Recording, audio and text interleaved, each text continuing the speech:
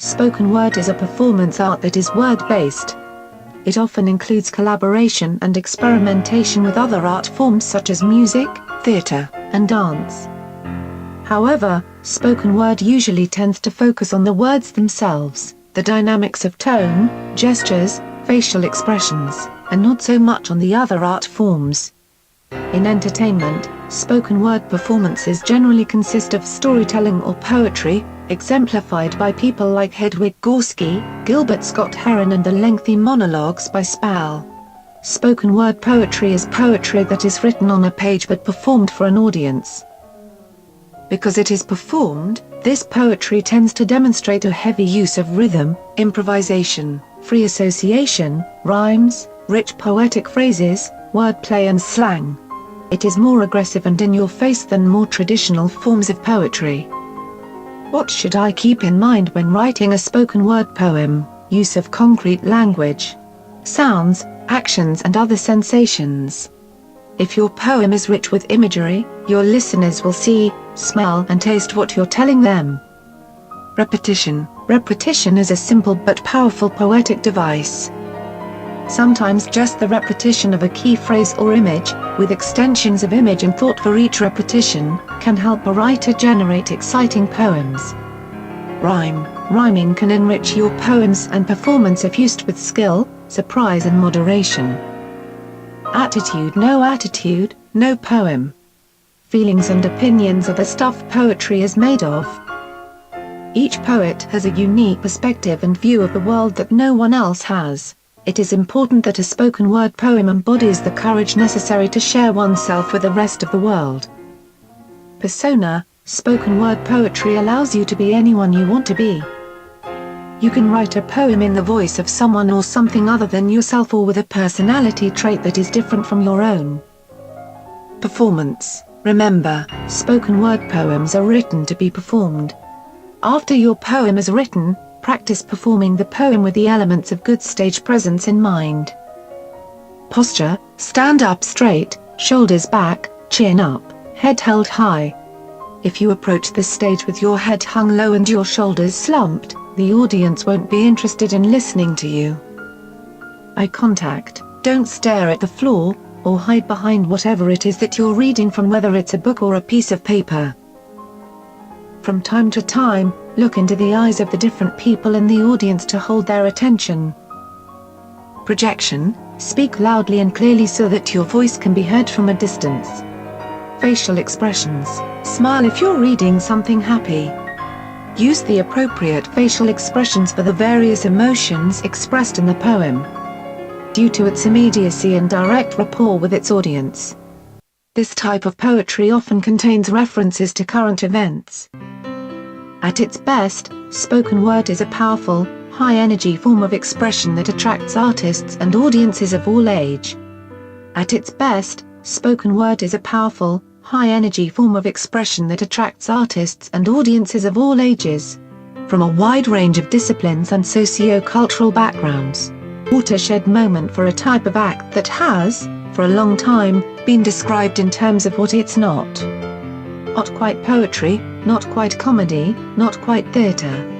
But one hallmark of spoken word in its broadest sense, and especially of shows by Wright and Grist, is that it treats poetry seriously, even when it's funny. Spoken word is a clamoring ruckus of different personalities working to establish an identity. Because you had to send in audition dates. So they sent in my tape along with the others. And they, the people at HBO chose me to be one of those poets.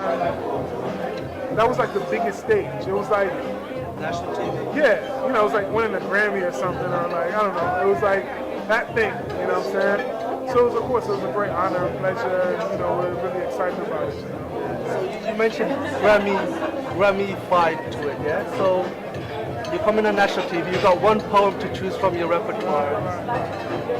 You chose Danger, which made quite... Spoken word simply doesn't exist without a live audience. In that sense, it depends upon its audience in a way that written poetry does not. For a slam competition, random members of the audience are chosen to judge the quality of the content and the performance of the poems. The term spoken word artist refers to and encompasses all artists, poets working in the oral tradition. Spoken word also includes poetry bouts. Spoken word poetry encompasses word, language, rhythm, sound, music, and beat. It is written and presented in the voice and tone of the people. It is for the people.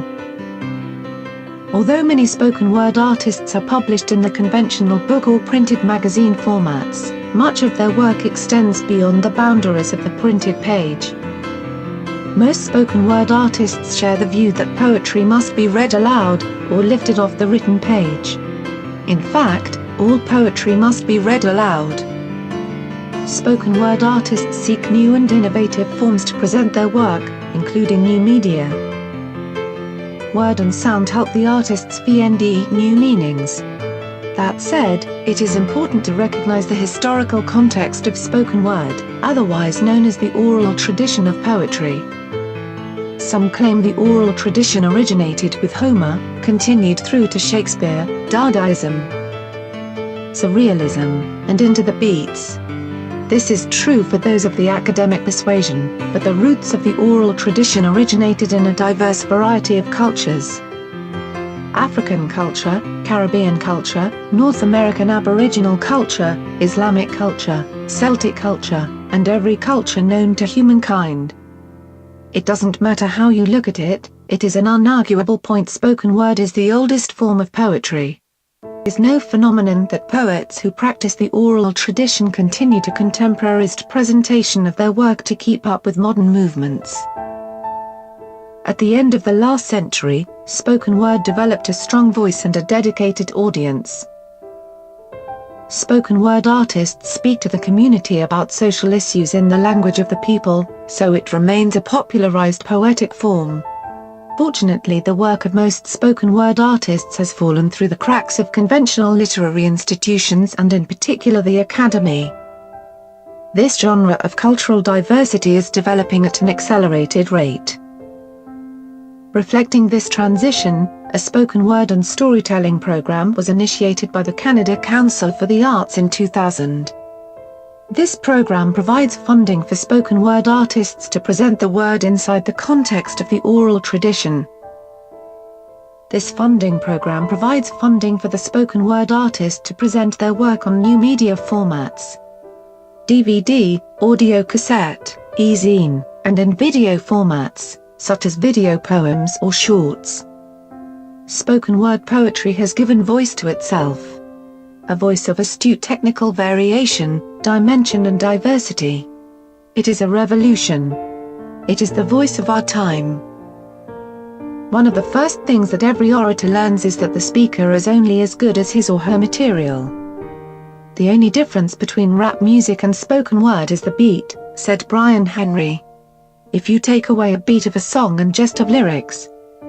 Others say spoken word poetry has become an outlet for many young people to vent their frustrations in a safe, non-judgmental environment. Writers don't just tell their own stories but use the stage as a vehicle for social commentary. Poets new to publishing sometimes ask how to get paid for publishing their poetry, and how to make a living as a poet. Knowing they wouldn't bring me up as the fourth person or the fifth person where I signed my name. They would bring me up maybe 1 o'clock in the morning after everyone left, and I got to read my poem to maybe 3 or 4 people. But I loved it. I absolutely loved it.